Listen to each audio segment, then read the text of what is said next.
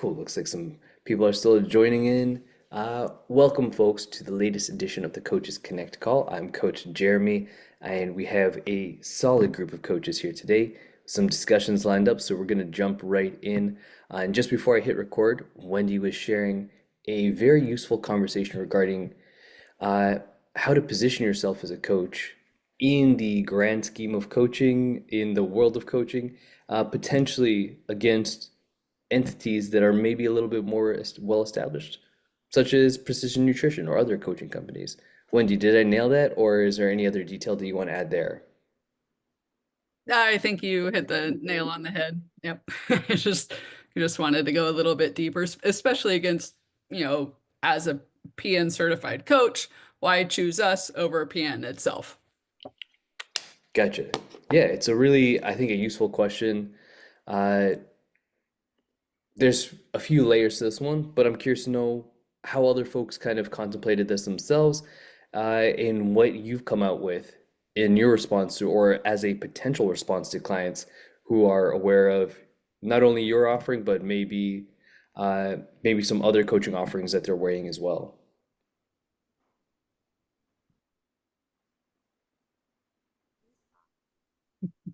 Yeah, I was wondering the same thing yesterday, in fact, because I was looking for specific information. There's so much information on the Precision site, and I was going to send it to my client, and I saw like the big, huge thing at the bottom that says "Want to work with us" and all this stuff, and I was like, I think they would find it confusing. Mhm.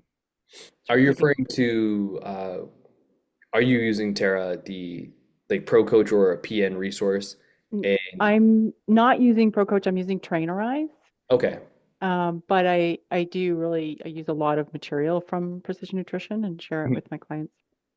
okay, which is fair. And then I mean, which over time, if you coach enough people, eventually someone is going to get curious and click on a link and say, "Hey, what For is sure. nutrition?" Uh, and that, yeah, that is a certainly a valid question. Uh, if no one else has any thoughts here in terms of how you handle that conversation, I'm happy to share some thoughts. But it looks like Erica, you may have unmuted. Yeah, is that okay?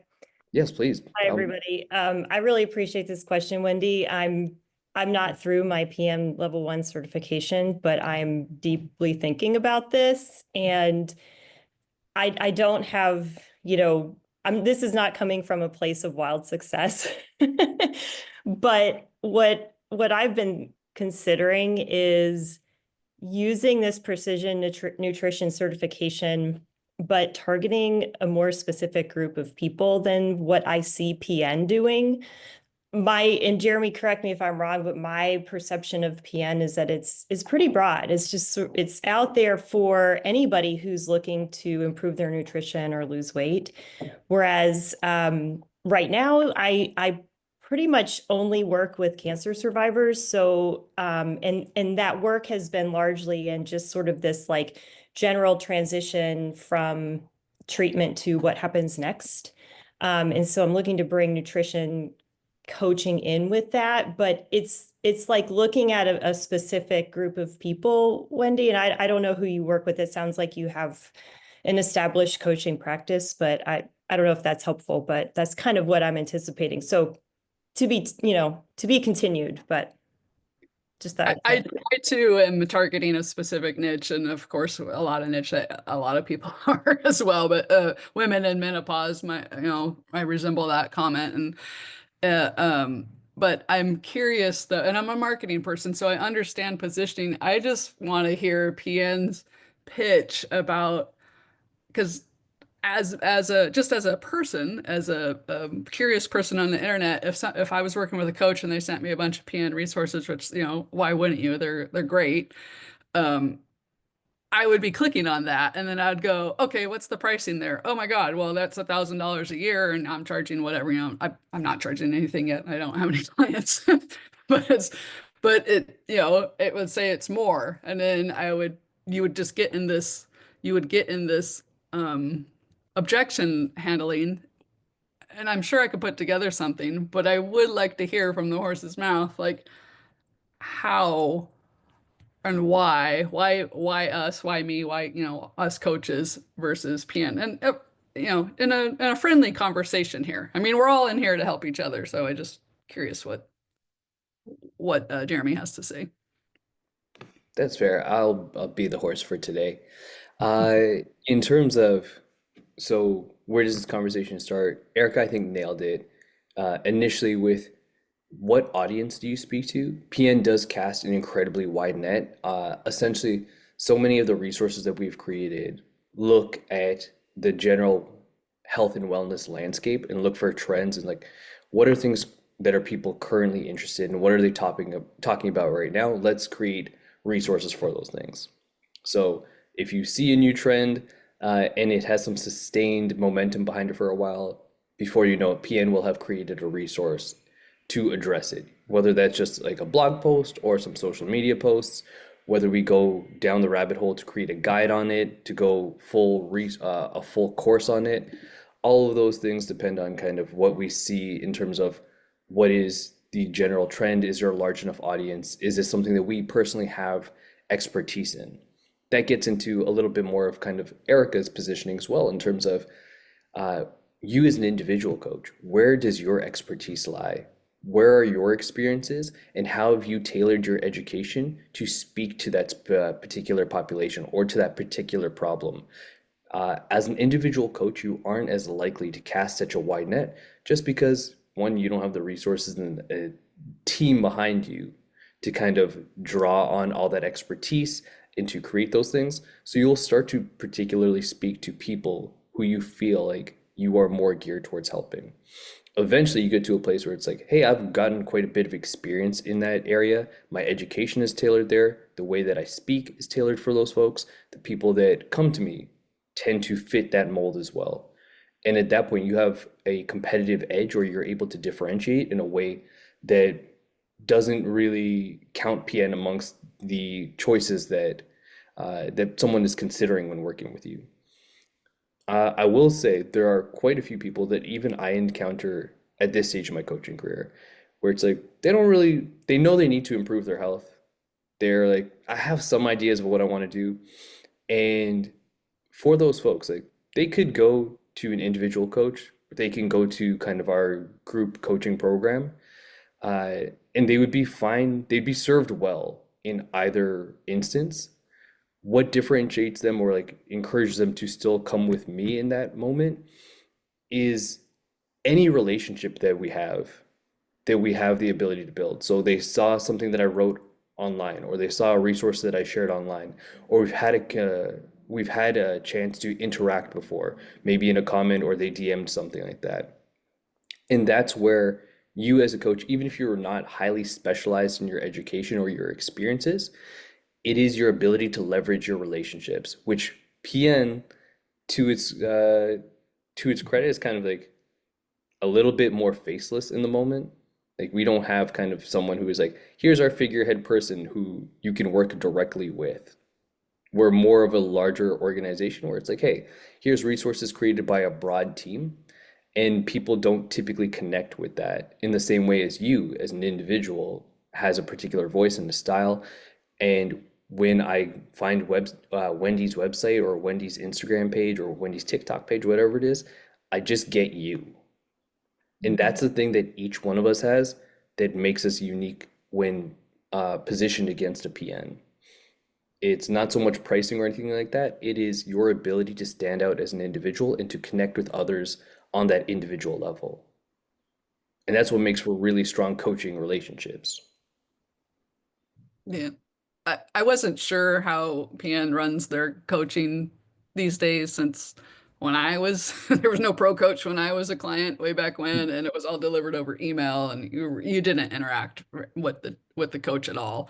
I think JB even references that in some of the marketing where they did their jobs to be done and realized that Mhm. one lady said, "Hey, I'm not going to renew because there's no connection." So Right. I think you know nailed what I think you thought you were going to say, but I just wanted to open that conversation up because it's fascinating and I appreciate PN and all of its greatness, but then I'm thinking, oh my God, like in all of its greatness, why would they choose me, a new coach over a very well-established company with a great track record? And to be fair, I mean, we recognize that issue.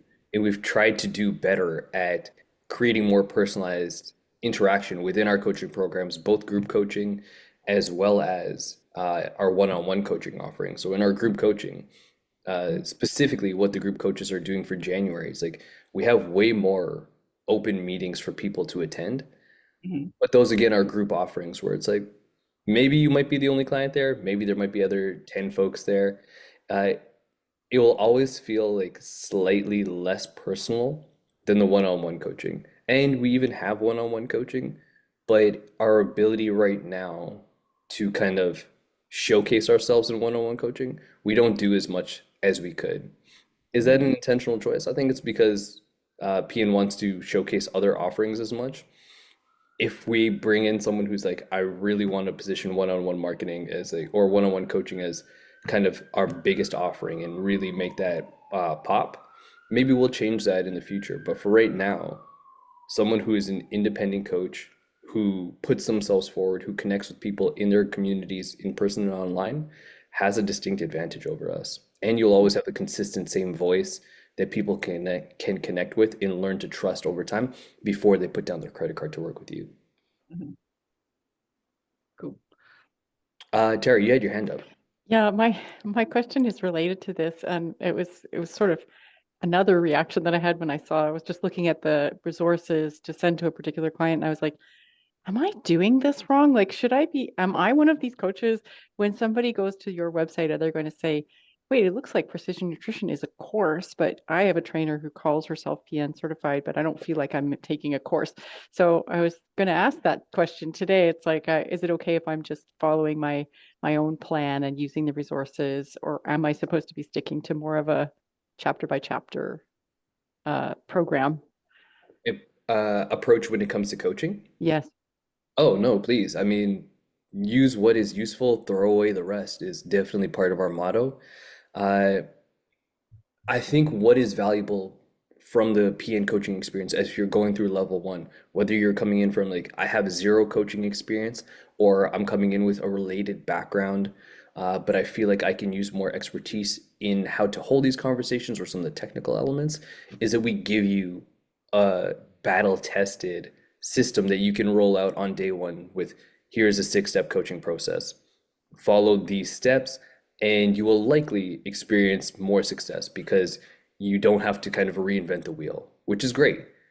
But over time, as your coaching practice evolves and your coaching gains more experience, there you may call an audible every now and then. You may say, "Hey, you know what? I'm actually going to focus just primarily on this step. I'm gonna avoid taking some of the measurement data right now." You can plug and play in a way that makes more sense for your approach, how you want to coach, and for the client sitting across from you. So you are by no means beholden to PN principles. One thing I would say is that if you are a PN coach and you do not have an adjacent skill set or an adjacent skill or profession that gives you a wider scope of practice, just making sure that you're operating within the scope of what a PN coach can do. That is one thing that we're like absolutely clear about. PN scope does not uh, allow you to branch into other professions and use their skill set, even if they're related. Making sure that you're aware of, hey, this is what I can do as a professional or as a nutrition professional, as a PN professional within my jurisdiction.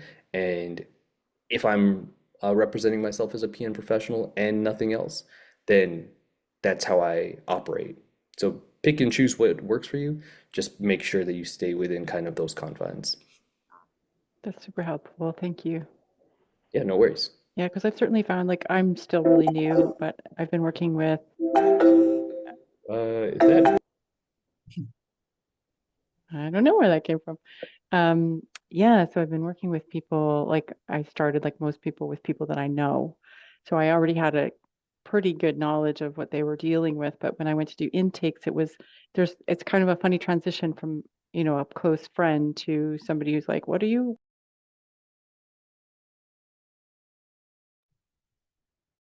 am I the Oh, only one who's hearing that kind of like cell phone yeah, ringing sound, or is that everyone? I was hearing it too. Okay. It stopped now, and I don't know. I've never heard that before. Let's assume it In won't ever come Skype, back. Someone Skyping you? I don't have Skype on my computer. Oh, Interesting. There's no other notification. I'm going to pretend that I never heard that and we will roll on. Sorry, Tara, for Oh, interrupting. Zoom, the joys of Zoom. Yeah, no, I was just going Go to say, ahead. like when I started, I had a good friend that wanted to work with me, and then that sort of ballooned from there. So now I have 8 clients and some I don't know that well. So it's easier with somebody you don't know. You can say, just put down, your height, weight, age, blah, blah, blah. It doesn't feel nosy because they hired you. It does feel strange to go from like a close friend to like, now I know what you had for breakfast. It's a very strange although my clients were wonderful about it. But when I looked back to all the materials, the learning materials and precision, I realized I really didn't stick to the script at all. I didn't follow the program. And now I'm looking back on it and thinking how I could improve might be like just to go through the steps at the beginning with every client, regardless of how well I know them, and say, here's the kind of framework for the precision nutrition plan. I probably would stick a little closer to the template, but everybody's case is completely different.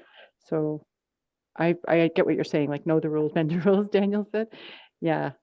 Yeah. Not everything applies to each client, right? Exactly. And yeah, I didn't see Daniel's comment there, but that's exactly what I was going to echo. Like, as long as you know the rules, then you can break the rules. Especially in service of a client who is, you're still building a relationship. They maybe aren't sure about how they want to share specific data, understanding that we can always gather that stuff later and work in service of the relationship first, and things will typically go well from there. Daniel, you also raised your hand as well. yeah, thank you. I had a comment on Tara's first part of her question. Um, you'd mentioned something, oh, well, also that's where we ended up about kind of like jazz improv, based on what you already know, I guess you could call it also. But f for that, I'm a ICF vein health coach. I'm certified, and also a personal trainer. And I'm doing this to get the NBHWC as well. That's what I'm doing for Precision Nutrition Level 2. Because, well, there are a lot of advantages to that. But the reason why I picked Precision Nutrition was because they seem to be emphasizing, yeah, bring all your skills, bring all your tools, bring whatever you have. That is again.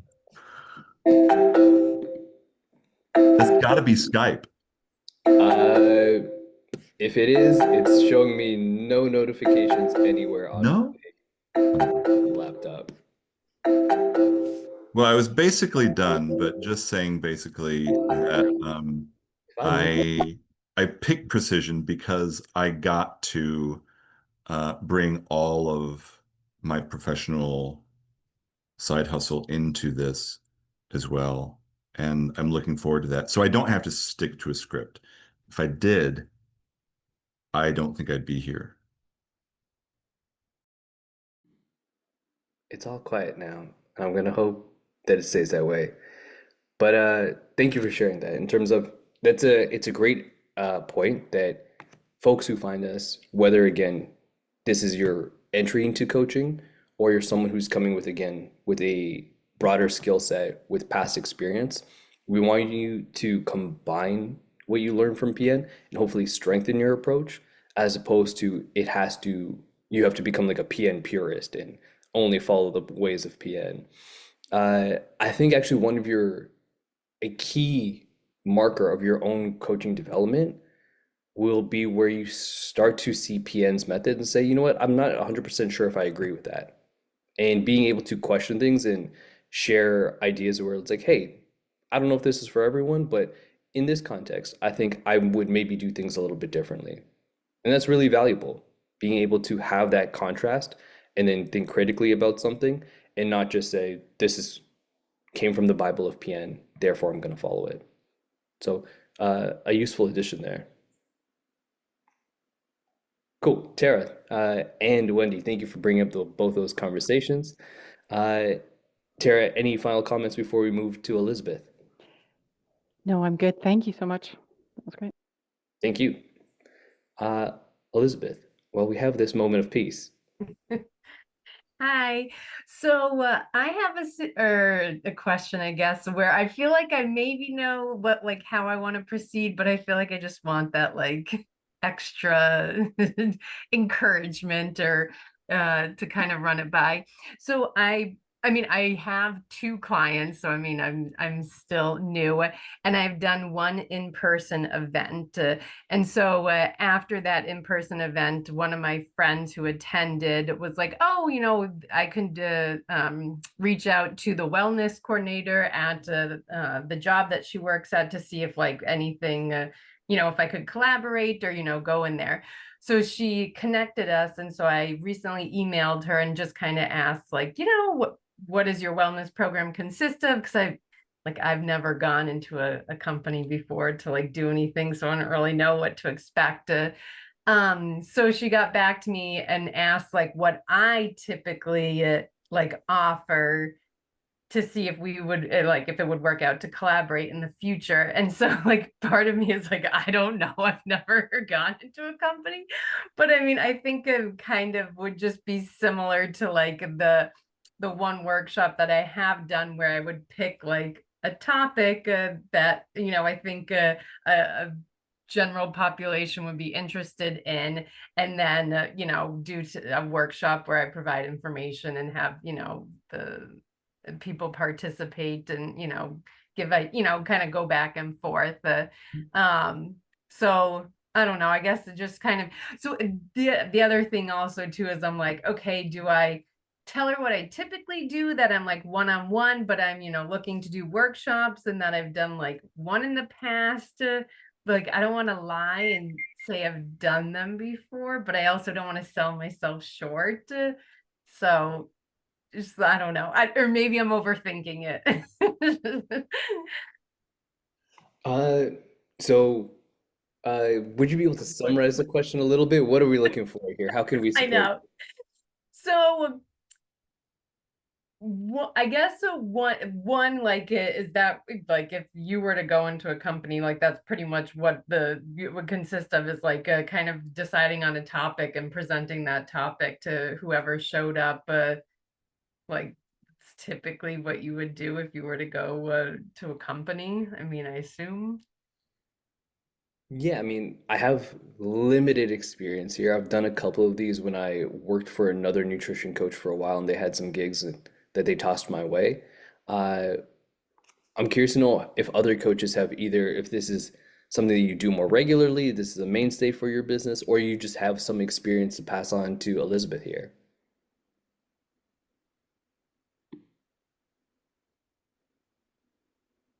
Sorry, in terms of hosting events, Yes. I have not done that. Uh, yeah, they certainly make you a little bit consider kind of like, what is it that I do all day that I can talk to people about that would be useful? Uh, Seeing as these like conversations happen so frequently for us and we're used to having them with clients on the regular, maybe you don't consider like how valuable they can actually be to someone who doesn't think about this stuff at all. Uh, I'll share their, or actually, Tara, do you have anything? Oh, I was just in my mind. It's really, I've done, sorry, can you hear me okay? Yeah, yeah. Someone's trying to reach you on an unknown channel. I don't know who could need me this desperately, but I assure you it's not worth it. Oh, computers. What were you gonna say, Tara? I was going to say, I just onboarded a bunch of people really quickly. Like just in the last couple of weeks, I did a little launch so I've had a lot of conversations with all women in this age group, except for a couple. There are a couple of young women, like in their 20s, that are trying to just get in shape. But everybody has asked me, how do I get more protein? It's just a question that keeps coming up over and over and over again. And if I were going to do any kind of a post or a workshop, that's where I would start, is just um, ways to get protein you might not have thought about, or things like that. It just seemed to be like top of mind for everyone. And the second most common one is, I'm traveling a lot. How can I keep my diet and my exercise routine consistent? And so I've built a lot of vacation workouts and affordable workouts, things that can be done outdoors in parks, and things that you can fit in here and there into like little spaces during their day. Found almost nobody that I work with wants to work out for more than 20 minutes. So I'm like, okay, we can work with that, and I'm trying to make it fit their lifestyle. So there's a lot of, I could think of a bunch of Yeah. other topics too. There's a lot of opportunity here for people who are just getting started on the health and fitness and nutrition. They just want to dip their toe in it, and what you're saying, like you need to eat 5 palm-sized portions of protein. Their heads are just going to go. They've never heard this before, and they think it's crazy. Like it sounds revolutionary to them. So you're really a good guide to help make a big difference. Yeah, so I guess maybe I didn't make it clear, but like the coming up with some ideas and topics, I feel like I started making a list of them, which I mean I like yours as well. I think those are good topics. It's more so like I assume that's kind of what it's like when somebody goes into a company to do a talk like that. But so also, I mean, if nobody here has really done that in the past, I can also put it out to the Facebook group. I was just thinking just to kind of, I guess, confirm my assumptions. Yeah, I mean, the Facebook community certainly has a wealth of people either asking this question, have you ever done it? And then kind of like, what were the outcomes? Uh, it sounds like Daniel may have something to add here. Oh yeah, so I've done a couple of those, not like many, but pretty much I do about like 1 or 2 of these a year, and I have one coming up next month, so I'm preparing for that actually. The topics for me are pretty much the same. I'm just refining how I communicate these ideas, but how I approach it is just when you go through the social media and so on, probably you see a lot of these things that people ask about or some myths, and I'm not really focusing on trends because they change every year. But some of these bigger topics are like what should I eat, how much I should eat, right? What is healthy food, because there is a lot of misconceptions around that. And I'm trying, well, at least my personal approach is like how to make it or how to communicate it in a very simple way, right? So instead of using, I don't know, word like carbohydrates, I use grains and legumes and fruit and so on. So we're really making it like a kindergarten level. And people appreciated this. So, and then use some kind of graphics, either on a board, but what I really love to do is actually bring food and demonstrate with food, right? So for example, plate method, very simple things. All right, thanks.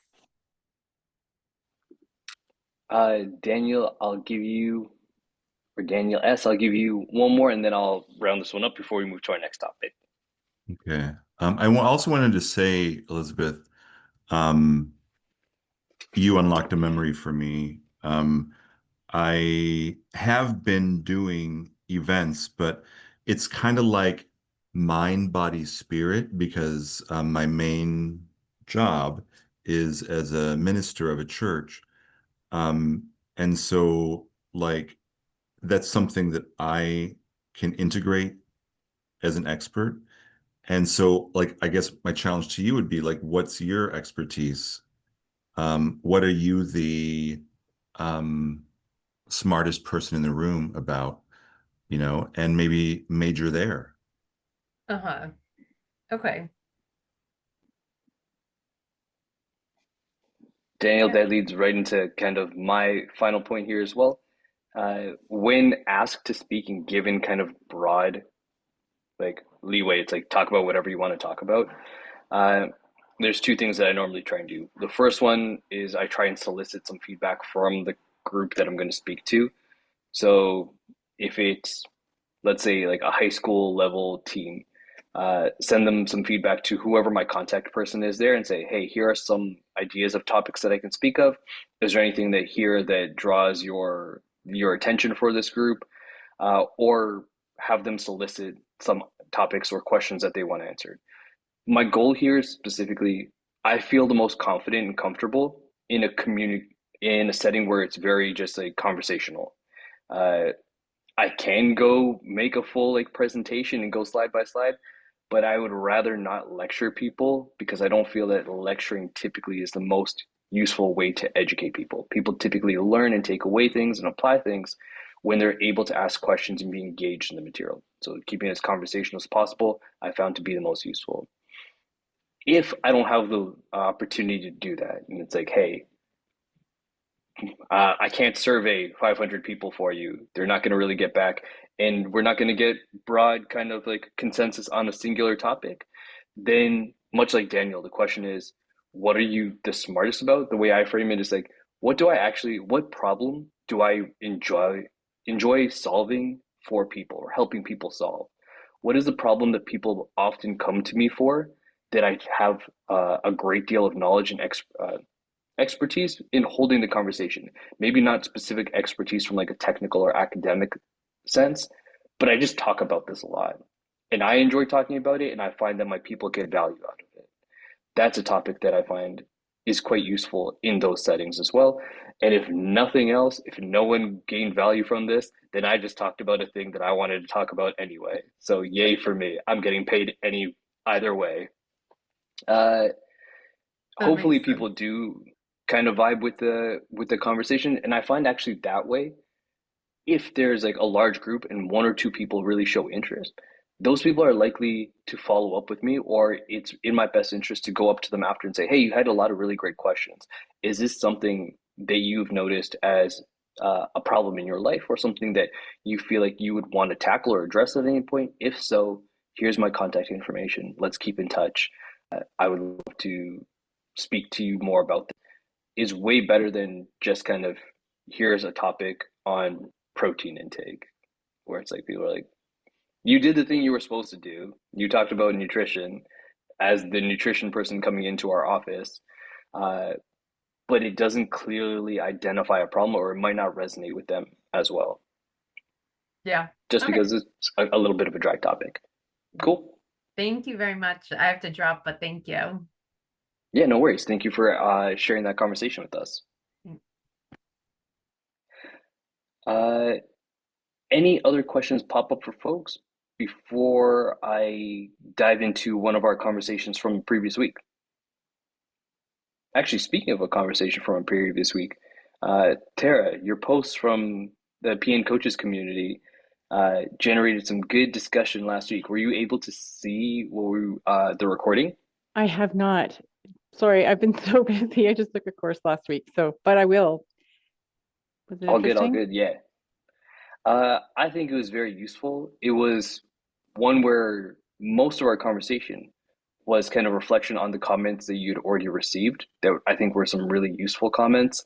Uh, and it was kind of an invitation for you to come, for you slash anyone who is feeling in the same boat as you, to come to future Coaches Connect calls, essentially looking for communities of support that help you to process some of the things that you're dealing with, where it's like, hey, we don't need to walk away with really actionable items here that you should do from now until forever.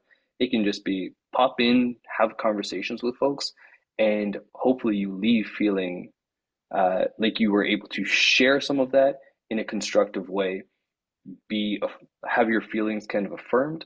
And then if one or two valuable things popped up for you, then I think that's really useful for any coach who is feeling like they're in that situation.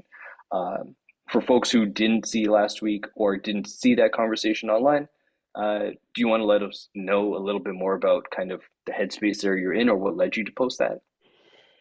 Yeah, okay, so I just found it here. I was looking to see where the recording went. And okay, so what I wrote was I did a bunch of discovery calls in a short period of time with women in midlife struggling with weight gain and overall physical discomfort. And I was astounded at their negative self-talk. I kept it professional, but later on it made me feel profoundly sad. And I felt better once we started working on their health and fitness journey, but I just wasn't expecting to feel that it affected me so much. But they were just so down on themselves and saying things like, I hate my body, I'm disgusting, I'm fat. Like, I'm not actually used to hearing people talk about themselves that way.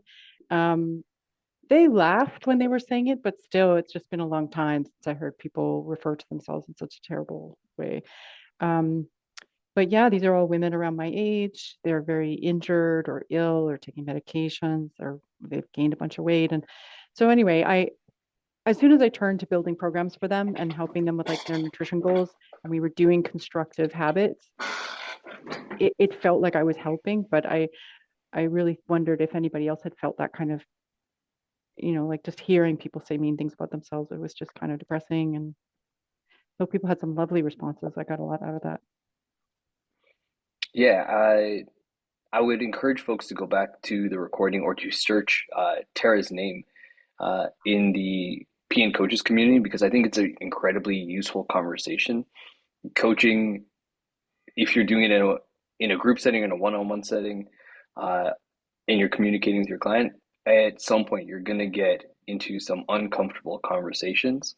Uh, Tara noted that uh, some of them may be delivered with kind of laughter and some snide remarks, but under the delivery there is certainly a feeling of hurt and dissatisfaction, and it feels like for us as coaches, like, is this now my problem to solve or to alleviate? And if you read some of the feedback in those comments, one of the ones that stuck out with me was like, uh, we can hold space for those folks, but essentially, it's not our problem to solve, even though our work that we're doing with them can be a pathway to help them change how they see themselves, how they relate to themselves, the language that they speak, all of those things. We have influence there, but it's not our problem to take on directly. And we talked a little bit about scope of practice at the beginning of this call. That is related here as well, but it does tend to be part of the work that we do. You notice it more in some populations than others, but it's important to be aware of some of those things as you're entering nutrition coaching or in the coaching space in general. It is highly emotional work, and having outlets to process that for yourself as a coach tends to be quite useful. I think this is more well recognized in some counseling fields where psychologists and psychiatrists have professionals and peers and groups and mentors that they reach out to help speak about some of their cases. I am not those things, and PN is not that governing body, but this is a space where you can utilize your peers here to speak on some of those things and help to see like, hey, is this normal? Am I interpreting this correctly? And then how do others also process this stuff? So don't want to get too bogged down in that conversation for today. It was really useful last week, and I would encourage you to check out the recording. But I'm glad to see that you're here for it today, Tara. And hopefully, if you find that there is a follow-up to that conversation to be had in the future, then know that this is a space you can have that conversation. Okay, that's great. And actually, I think all of the Coaches Connect recordings are all there on YouTube, right? You can just navigate to them. Correct. Okay, awesome. Assuming that I uploaded them correctly, then yes, they are there. Cool. So in my description for this week's call, as well as last week's call, we have a conversation started by Coach Michelle Corrales. I'm going to put it in the chat box again. You can take a second to click the link to read through Coach Michelle's query from last week. But I'll give you kind of a rundown as well for it. So Coach Michelle has a unique inquiry from someone within their community who is looking for coaching, and it is a family of 4 where the mother and kids are also looking for coaching. And normally, whenever I've seen an inquiry like that, it has almost always been a scam. There is a very common formula for scams where someone reaches out online to you and says, hey, I'm looking for a coach for either themselves, almost always for like their 3 or 4 adult children. Then they'll list the ages of those children and say, how much would that cost? Please provide a price quote for me. And then that's where the communication ends. You send them a quote or you ask for additional details, such as, let's jump on a call and discuss this. And then you will get the craziest story you've ever heard. The best one I got was, I'm currently in the hospital right now, and my doctor has advised me to not appear on camera or talk. What is the price quote? Can you charge my credit card? I don't know what the end goal of this is, but it is clearly some sort of fraud. And if you have your name or your contact info listed somewhere in a directory, including the PN directory, unfortunately, occasionally you will have this reach out. So if you think you've struck gold and you're coaching a family of 6, you have the Von Trapp family who signed up for nutrition coaching, it might be a scam. So just for a second, like check some details to make sure it's legit before you get into it. Apparently, this one seems legit because I believe in Coach Michelle's post, she said someone reached out who is already a known entity to her and doesn't have made up children. So Coach Michelle got some feedback here, but I'm curious to know if you were in this unique situation, coaching a family. I don't think it's super uncommon for folks to work with partners or spouses, or maybe a parent-child dynamic, but this number seems to be unique. I've never seen it before, but I'm curious to know how people would tackle that. What is your thought process or framework in order to make this a successful engagement?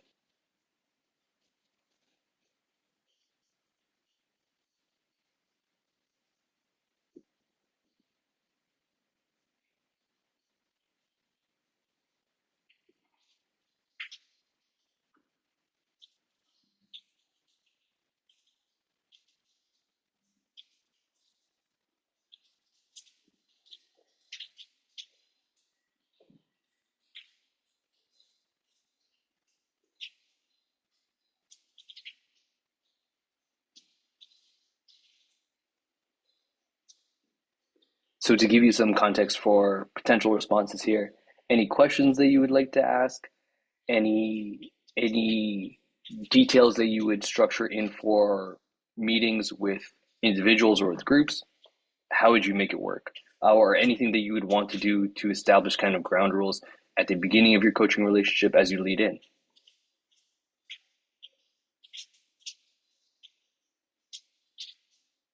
Daniel.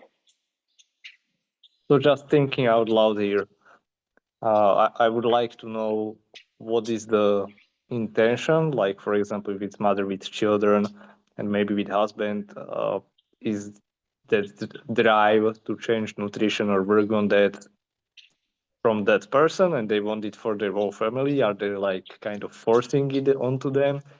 Are they all on board, or what's the dynamics? So I would like to know that and probably ask them separately, because together they can, be pretending, yeah, we are on board and so on. I've seen this with couples. And then the other thing could be, let's say they are all on board. I would think like, what's the group dynamics? Who is the caretaker? So for example, usually it's the woman who is taking care of the food and those things.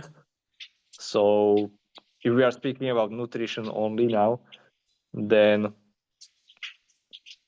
I would kind of coach mother how to make better decisions and how to customize the meals and how to lead, let's say, by example and so on. And I would review the stuff that we had about family dynamics or coaching families. Fair, yeah. I mean, those are all valuable items that you'd want to get additional clarification on. Specifically, the one that you shared there that I would be most concerned with is who is kind of, if I'm communicating with one person, who are they opting in for and who is actually inquiring about this? Who wants to engage in this? Of the 4 people here, is everyone equally on board? Everyone has discussed this already and said, yes, if we all want to work with the same person, or is one person leading the charge here and they're dragging everyone else behind them? And those other 3 people are like, actually, I don't really care about this thing. And I'm just here because you've taken my phone away. That is definitely a point to clarify. Anything else pop up for folks here in terms of any questions that they would want clarified or anything that they would include in their structure for working with this very unique dynamic? Yeah, I was curious, would you do a separate assessment for each person? It could take some time.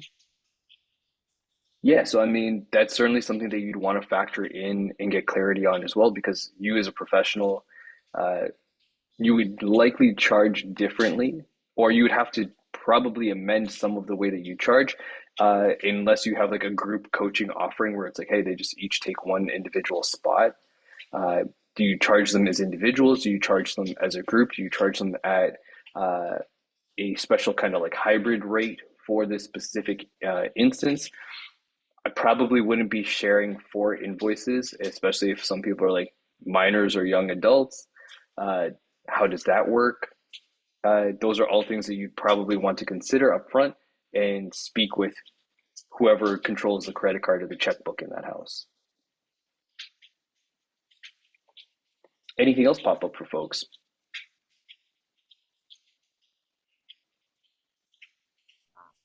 I don't want to dominate the conversation, but I have many questions. No, by all means, please. So somebody is interested in having me work with their goddaughter, who's, I'm going to guess, under 30. And she is a marathon runner. And I've been looking through the materials. I found a really good Nutrition for Marathon Runners handout that's going to be helpful. But is that within the PN level 1 scope of practice to work with competitive endurance athletes? Yep. I mean, as long as you, again, are just following its general guidelines that are tailored towards their specific sport, that should be something that PN coaches are well equipped to handle. And then, as you mentioned, we have all of those resources tailored to specific athletic competitions. They're mostly made in reference to kind of like what is overall training volume or expected training volume over the course of kind of the like a single competitive cycle. What are some of the training some of the things that you'd want to consider, the training considerations, and then what are the nutrition requirements that would follow those considerations. So for an endurance athlete, those are certainly things that you'd want to be aware of, and you can find all of that in those guides. The thing that you bring up there that I think is common to also this conversation, and is a nice little offshoot as well, forgetting the element of kind of training an entire family. It is what happens when someone reaches out to you on behalf of someone else. So a common example here often is that someone wants to give or gift your services to another person, which is a tricky conversation to handle, and you will likely experience it at some point. The most common, I think, iteration for a lot of people are you work with someone, they feel very positive about the experience they had with you, and they want to share that experience with someone else, which I think is very gratifying as a coach. It feels incredibly rewarding to know that you were able to have that impact with that person, and they want to share it with someone else that they love as well as like a gift. Uh, the sticky part here is, does that person want to engage in your coaching? And obviously, you have like a financial incentive to kind of like lean into it. So how do we as ethical coaches kind of navigate this space and ensure that the person who is the recipient of your services is actually in a place to kind of benefit from them, and wants to engage in them? So that is a conversation that I've had a couple times with folks who wanted to connect me with a loved one, and a lot of it has to stem from understanding that you're flattered, and it's like if you have space and they fit kind of within the parameters of the people you're willing to coach, it's like checking those boxes initially, but then going beyond that and confirming, hey, does this person actually want the thing? I'm curious to know if any coaches have had to handle that conversation before. That's actually already come up for me 3 times. So Oh, nice. How do you yeah. handle it? Okay, so yeah, it's interesting. I usually just try to say, here they have a booking link, they can go and schedule a call. So I put the ball back in their court.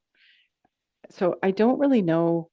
I don't think anybody has contacted me that way, but I always just say, she goes, "Oh, you should work with my sister." I'm like, "Yeah, sure. Here's the booking link." So your sister can reach out. I don't really know of a good system for someone to pay for coaching services on someone else's behalf. That's a whole other separate issue, but it's just, I really agree with what you were saying. that person has not come forward and said, I really feel like hiring a coach. Do you know anyone? It's like Mhm. big sister thinks you need a coach, or your wife thinks you need a coach, or your mom thinks you need a coach. And I was Yeah, very potentially the wary, worst person to tell you that you need a the coach mom. is trying to gift you coaching. Yeah. Not to Yeah. say mom is, it could be any type of relationship dynamic, but in certain dynamics, if you think of like who is the person who I am least likely to listen to for health-based advice, and that person wants to gift me another professional services, I'm already out. I've already I've never heard of this person, and now I'm immediately as far away from accepting this as possible. That being said, I'm glad to hear that the way that you handle this, I think, is also similar to what I would ensure. Is like if they are interested, let's. I'm happy for you to connect me with that person. I have a template that I share for that very specific purpose. It has just like enter name here, enter name here. Here's a message in between, and then it's up to that person to then take the next step and either reach out and schedule the call. I normally put that introduction before I ask them to schedule because again, scheduling with someone who you've had no contact with might be a bridge too far. But I want them to see a little bit about who I am, my personality. There's links to my social pages and stuff like that. So they get an exposure to me. We have a little bit of a personal connection, and then from there, it's very much in their court. I think the easier part here is kind of the thing that you mentioned as like more of a challenge is I'm happy to send the invoice to whatever email wants to pay me. So if parents want to gift that to someone and they've done the connection and then I just send them the invoices every month, great. That's super easy for me. Uh, it is much more challenging, I find, to ensure that fit is there and desire for coaching is there. And I really want to confirm that up front before I take any payments or do anything of that nature that may require refunds in the very near future. But if you're getting people gifting your services to others, then you must be doing something right. So congratulations.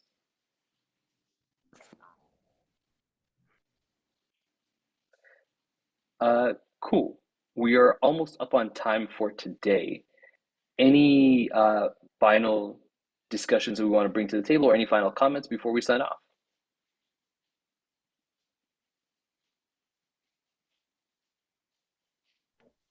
It's great to have this resource. Really appreciate it. Yeah, I mean, thank you all for coming here. This ship only goes when enough people are rowing in the right direction. Cool. If that is everything for today, then I will go find who is so desperately seeking me. But I'll leave you all here and thank you for coming out. Hope to see you at the next one. Cheers, gang.